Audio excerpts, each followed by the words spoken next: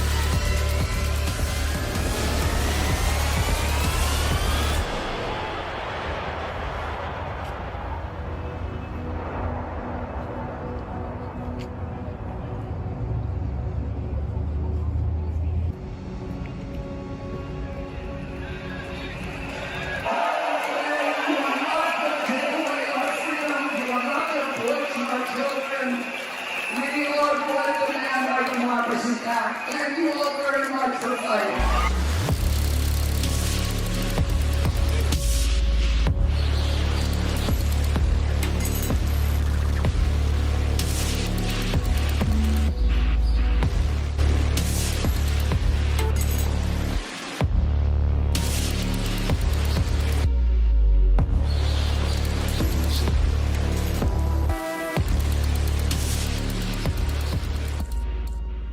Hi, guys. It's August 24th, Saturday, and we have a lot of long-term subscribers. I got a letter from a guy that's been subscribing for 15 years. We got some new people, too. The new people may not know the following. I was a major force in this book. 28 footnotes, personally thanked in a special acknowledgement section, which, if you have the book, you can find. It's Roman numeral. Oh my God, I can't read this thing. Hang on.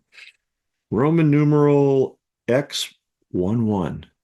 And he thanked a lot of doctors and scientists and all that. Let me show you all the people he thanked.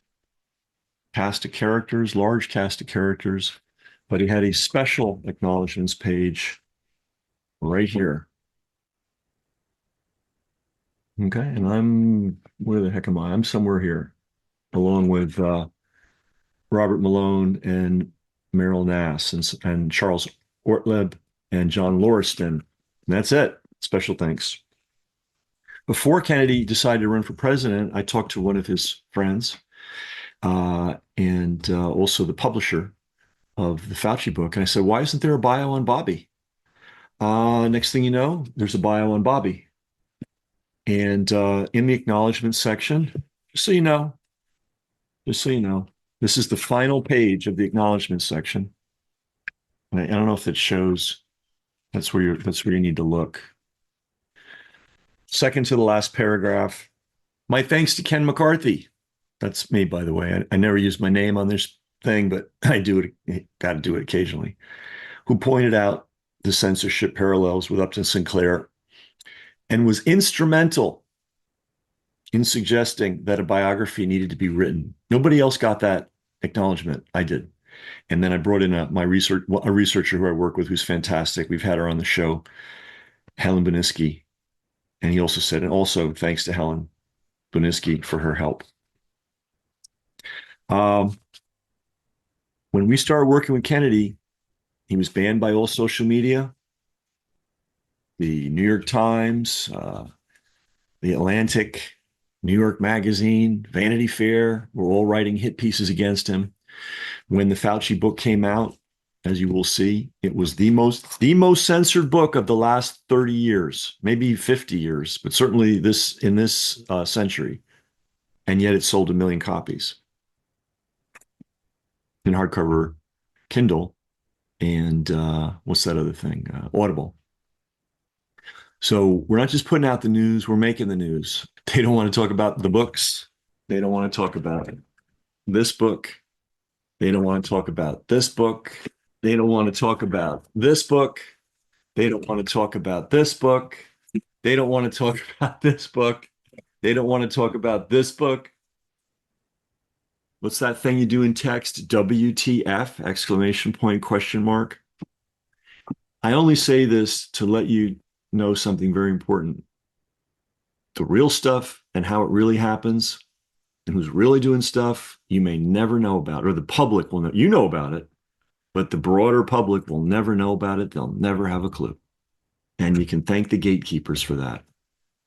I may break through yet.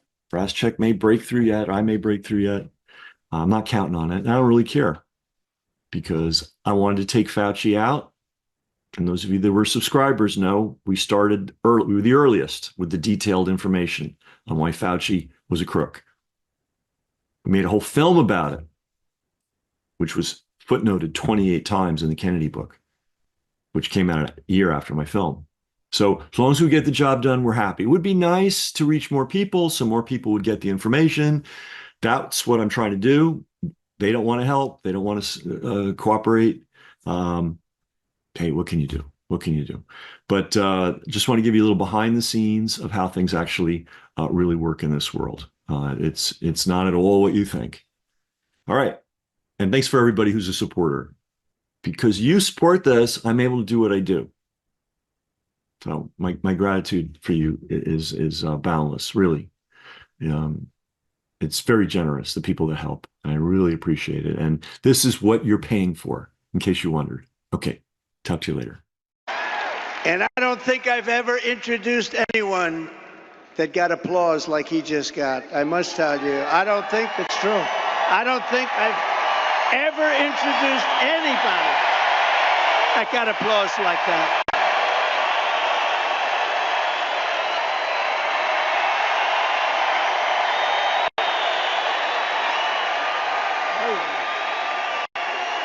Amazing. It's true. Half of Americans have prediabetes or type 2 diabetes, and it's costing this country more than our military budget every year.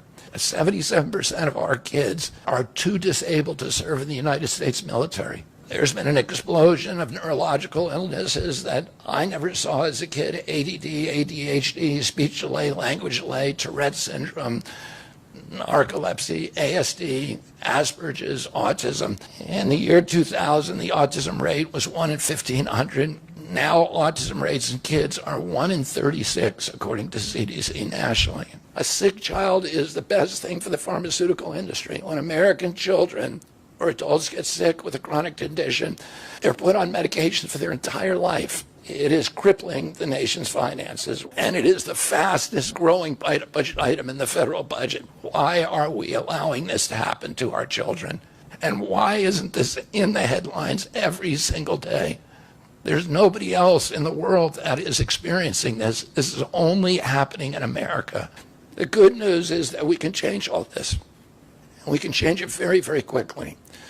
America can get healthy again. First, we need to root out the corruption in our health agencies. We're going to staff these agencies with honest scientists and doctors who are free from industry funding.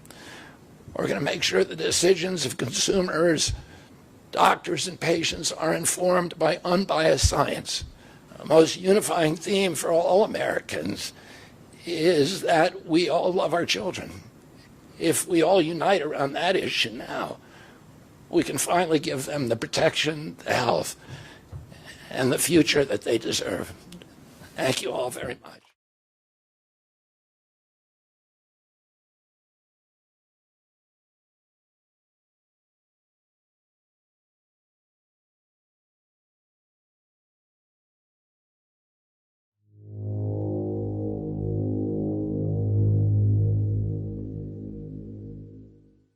Brasscheck TV, free to you, not free to us. We've got a server bill, we've got an email software bill, we've got a tech helper bill, and that happens every month. So to everybody that is supporting us financially, that's paying for their subscription in one way or another, we really appreciate it. If you're not, consider doing so. Everybody's got money for the newspaper and the cable bill and all that. Do you have money for media that's actually serving you? That's really the issue here. And when you help us, it allows us to get this information out to the world. So thanks to all our supporters, and if you're not a supporter already, please consider becoming one.